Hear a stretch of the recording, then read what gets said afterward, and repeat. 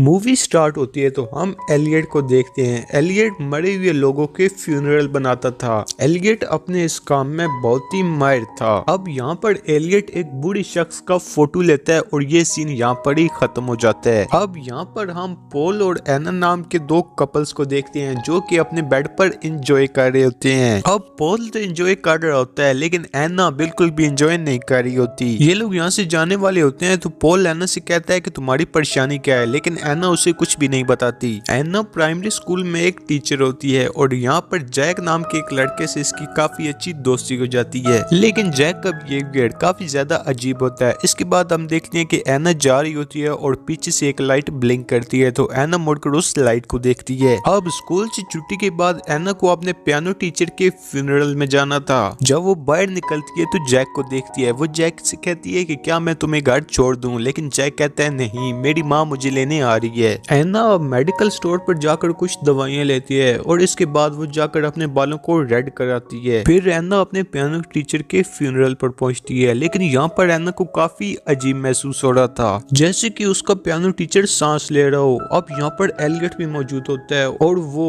एना को ऐसी अजीब हरकतें करते देख लेते हैं। शाम को पॉल एना को डिनर पर इनवाइट करता है और यहाँ पर पॉल रिंग भी लेकर आया था, जिसका मतलब है कि पॉल एना को प्रपोज करने वाला है। पॉल एना से कहता है कि मैं शिकागो जाने वाला हूँ और यहाँ पर बात करते करते किसी वजह से इनकी लड़ाई हो जाती है। एना यहाँ पर पॉल की बात सुने बिना ही चली जाती है। बाहर का मौसम काफी ज्यादा खराब होता है और अब एना अपनी चलती गाड़ी में ही अपना फोन निकाल कर एक नंबर डायल करती है और तभी एना का एक्सीडेंट हो जाता है। अब हम एलियट को देखते हैं जिसके पास एक नई बॉडी आई हुई होती है और ये बॉडी किसी और की नहीं बल्कि एना की होती है। एलियट अब एना के कपड़े काटता है और देखता है कि एना ने नीचे बहुत ही खूबसूरत रेड ड्रेस पहन रखी है। एना के सर पर काफी गहरा जख्म बना होता है और तभी एना की आंखें खुल जाती हैं। वो यहाँ पर एलियट से पूछती है कि मैं कहाँ पर हूँ, जिस पर एलियट उसे बताता है कि 8 घंटे पहले तुम्हारा एक्सीडेंट हो चुका था जिसमें तुम्हारी जान जा चुकी है। लेकिन एना को यहाँ पर यकीन नहीं आता कि वो मर चुकी है, क्योंकि वो एलियट को सुन भी पा रही थी और एलियट से बोल भी पा रही थी। लेकिन फिर एलियट एना को उसका डेथ सर्टिफिकेट दिखाता है और फिर वो उससे कहता है कि 2 दिन बाद तुम्हारा फ्यूनरल है और 2 दिन तक तुम्हारी आत्मा तुम्हारी बॉडी के अंदर ही रहेगी और जब तुम्हें दफना दिया जाएगा तो फिर तुम्हारी आत्मा चली जाएगी। अब एलियट इसे इसलिए बात कर सकता है क्योंकि एलियट के पास शक्ति होती है कि वो जिंदगी और मौत के दरमियान फंसी आत्माओं से बात कर सकता है। अब एलियट एना को वहीं छोड़कर वहां से चला जाता है, लेकिन एना को अभी भी यकीन नहीं हो रहा होता कि वो मर चुकी है। वो अभी भी ये सोच रही होती है कि ये बस सिर्फ एक बुरा सपना है। दूसरी तरफ हम पॉल को देखते हैं जिसे कि नहीं पता होता है कि एना मर चुकी है। वो एना को कॉल करता है लेकिन एना का मोबाइल एलियट के पास होता है। एलियट पॉल की कॉल कट कर देते हैं। अब पॉल एना के घर जाता है जहाँ पर उसे उसकी माँ से पता चलता है कि एना की डेथ हो गई है। ये बात सुनकर पॉल को यकीन ही नहीं होता और वो काफी दुखी हो जाता है। लेकिन यहाँ पर एना की माँ बिल्कुल ही नॉर्मल दिखाई दे रही थी, जैसे उसे इस बात से कोई फर्क ही ना पड़ रहा हो। अब हम एलियट को देखते हैं जो कि एना की बॉडी को फ्यूनरल के लिए तैयार कर रहा होता है। वो यहाँ पर एना के घाव को टांके लगा रहा होता है, लेकिन यहाँ पर एना को इसका दर्द बिल्कुल भी महसूस नहीं हो रहा था। इसके बाद एलियट एक इंजेक्शन एना के गले पर लगाता है ताकि उसके बॉडी के मसल्स बिल्कुल रिलैक्स रहें। इसके बाद हम देखते हैं कि एना की मॉम उसे मिलने आई है। वो यहाँ पर कहती है कि जाने वाला तो चला जाता है, लेकिन उसके जाने से जो दुख उसकी फैमिली को होता है वो दुख वो खुद भी नहीं समझ सकता।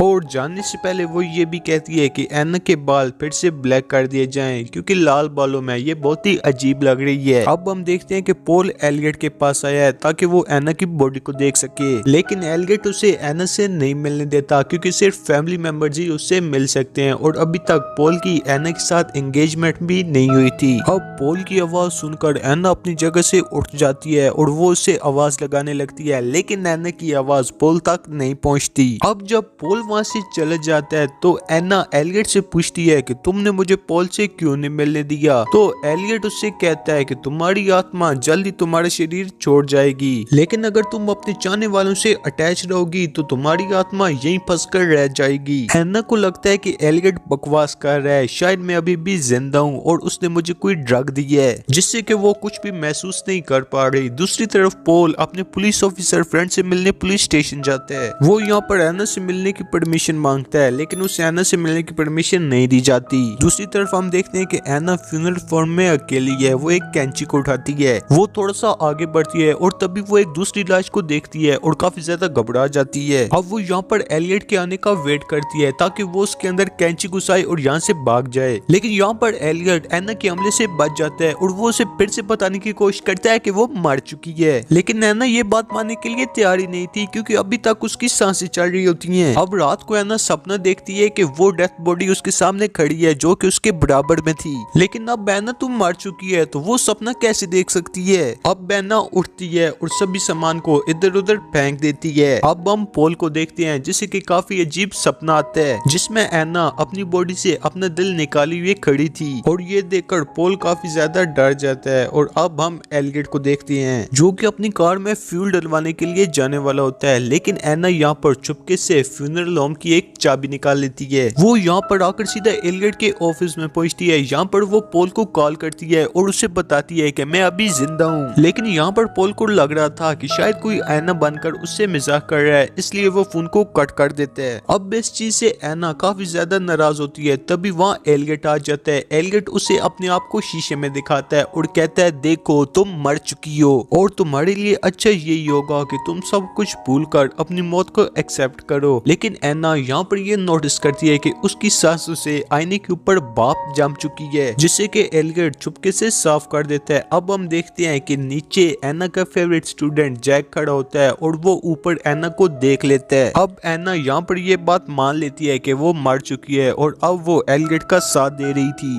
अब यहाँ पर एलियट एना के रेड बालों को ब्लैक डाई से डाई कर देता है। अब यहाँ पर सपने में एना पोल को देखती है लेकिन हकीकत में यहाँ पर एलियट होता है। वो यहाँ पर एक पुलिस ऑफिसर के भाई की बॉडी को तैयार कर रहा था फ्यूनरल के लिए। एना एलियट से पूछती है कि क्या मेरी माँ मेरी डेथ पर रोई थी, जिस पर एलियट उसे बताता है कि तुम्हारी माँ तुम्हारी डेथ पर बिल्कुल भी नहीं रोई। अब एना एलियट से पूछती है कि क्या पोल मेरी डेथ पर रोया था, लेकिन यहाँ पर एलियट एना से झूठ कह देता है कि पोल भी तुम्हारी डेथ पर नहीं रोया था। ये बात सुनने के बाद एना काफी ज्यादा दुखी होती है और इसके बाद एलियट उसे एक ड्रग इंजेक्ट करता है। दूसरी तरफ पोल एना की चीजें लेने के लिए उसके स्कूल जाता है जिसमें वो टीचर थी। वहाँ उसकी मुलाकात जैक से होती है। जैक उसे बता देता है कि मैंने एना को फ्यूनरल होम में रेड ड्रेस में खड़ा देखा था, लेकिन पोल को ये सारी बातें फजूल लगती हैं और वो उल्टे जैक को ही थप्पड़ मार देता है जिसको उसे बाद में काफी दुख भी होता है। दूसरी तरफ हम एलियट को देखते हैं जो कि सभी डेथ बॉडीज के फोटो क्लिक करके रखता है। तभी वहाँ दूसरी डेथ बॉडी का भाई भी पहुंच जाता है जो कि एक पुलिस ऑफिसर था। तभी वहाँ एना की बॉडी में कुछ हलचल होती है लेकिन पुलिस वाला ये बात नोट नहीं करता। दूसरी तरफ हम जैक को देखते हैं जो कि बार बार फ्यूनरल में जाता है क्योंकि वो भी मरे हुए लोगों से बातें कर सकता था और ये बात एलियट को भी पता लग गई थी। एलियट उससे कहता है कि मैं तुम्हें वो सब सिखाऊंगा जो कुछ मैंने सीखे है। दूसरी तरफ हम देखते हैं कि पोल को उस बच्चे जैक की याद आ जाती है कि जिस दिन उसने एना को प्रपोज करना था उसी दिन एना ने नीचे रेड ड्रेस पहन रखी थी और पोल ने उसे रेड ड्रेस में देखा था और हो सकता है कि जैक सच बोल रहा हो। पोल फिर फौरन फ्यूनरल होम जाता है। पोल को लगता है कि शायद एना अब भी जिंदा है, लेकिन जब वो फ्यूनरल होम पहुंचता है तो एलियट उसकी बातों को झुठला देता है। एलियट कहता है कि वो बस एक छोटा सा बच्चा है, वो कुछ भी कह सकता है, लेकिन यहाँ पर पोल नहीं मान रहा था और वो अंदर चला जाता है। पर एलियट पोल को पुलिस की धमकी देता है जिस पर पोल चला जाता है। इसके बाद पोल अपने फ्रेंड पुलिस ऑफिसर के पास जाता है। वो उससे कहता है कि एना अब भी जिंदा है और जरूर उसे कोई न कोई ड्रग दिया गया होगा। अब एक दूसरा पुलिस ऑफिसर कहता है कि हाँ ऐसा हो सकता है क्योंकि हाइड्रोनियम ब्रोमाइड से किसी की भी बॉडी को पैरालाइज किया जा सकता है। अब क्योंकि पोल के पास कोई भी सबूत नहीं होता इसलिए पुलिस उसकी कोई भी हेल्प नहीं कर सकती।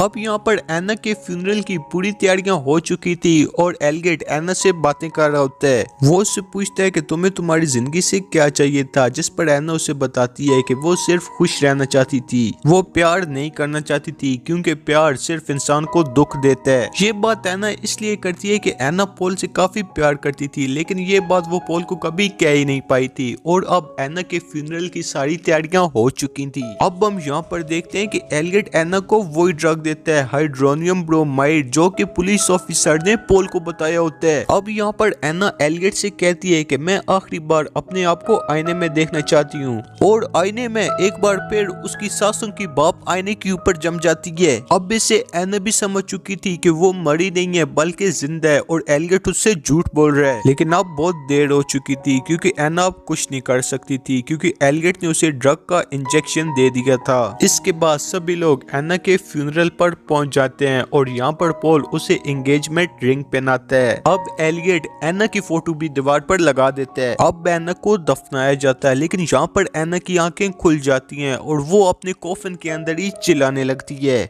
और इधर हम देखते हैं कि पॉल बहुत ज्यादा ड्रिंक कर लेता है। वो एलियट से झगड़ा करता है, उससे कहता है कि मुझे पता है कि एना जिंदा है, जिस पर एलियट उसे कहता है कि हाँ शायद, क्या पता एना जिंदा हो, और तुम ये कीमती वक्त बर्बाद ना करो और जाकर उसे बचाओ। इसके बाद पॉल तेजी से कब्रिस्तान के लिए निकल जाता है, लेकिन उसने बहुत ज्यादा ड्रिंक कर रखी थी, और एक फ्लैश के साथ ये सीन एंड हो जाता है। और दूसरी तरफ एना भी अपनी कब्र को अंदर से खोद रही होती है, लेकिन इसका कोई फायदा नहीं होता। अब पॉल देखता है कि वो कब्रिस्तान पहुंच चुका है और एना को उसकी कब्र से बाहर निकाल रहा है। लेकिन असल में अब पॉल भी एलियट के सामने उसके टेबल पर होता है, जिस पर एलियट उसे बताता है कि वो भी एक्सीडेंट में मर चुके हैं। लेकिन अब एना की तरह पॉल को भी यकीन नहीं आ रहा था कि वो मर चुके हैं। और इसके बाद एलियट एक बड़े से रोड को उसके सीने के अंदर घुसाकर उसकी ये आवाज भी बंद कर देते हैं, और इसी के साथ ये मूवी यहाँ पर एंड हो जाती है। अब जहाँ तक मुझे इस मूवी की समझ आई है वो ये है कि एलियट एक साइको किलर है, जो ये दावा करता है कि वो आत्माओं से बात कर सकता है। और एक दिन एना भी एक्सीडेंट के बाद उसके पास आती है, जिसे कि अपने आप पर यकीन नहीं होता कि वो मर चुकी है, लेकिन एलियट उसे यकीन दिलाता है कि वो मर चुकी है, और उसकी बॉडी के अंदर उसकी आत्माएं बची हुई है, जो कि उसे दफनाने के बाद वो भी चली जाएगी। लेकिन एना सच में जिंदा ही होती है, और एलियट उसे बेवकूफ बनाता है। अब एक तरह से देखा जाए तो एलियट साइको किलर होने की वजह से लोगों को अपने मजे के लिए मार दिया करता था, और उसके इस काम से वो जैक नाम का लड़का भी काफी इन्फ्लुएंस होता है, क्योंकि लास्ट सीन में वो उसके साथ ही खड़ा होता है। तो दोस्तों आज के लिए सिर्फ इतने ही, मिलते हैं एक नई वीडियो में।